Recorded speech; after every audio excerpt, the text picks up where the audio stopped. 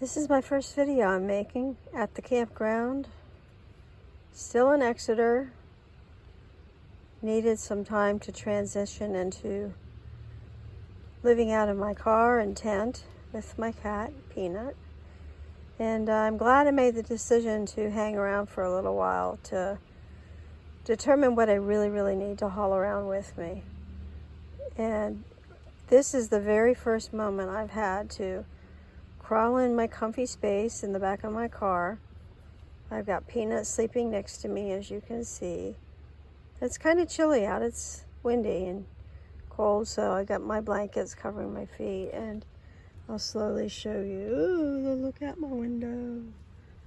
So that's my neighbor's tent.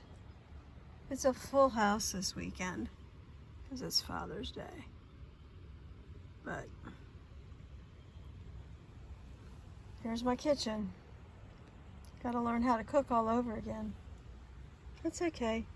I've met a lot of really awesome people that have been traveling for a long time. And they will help me. Time for a nap.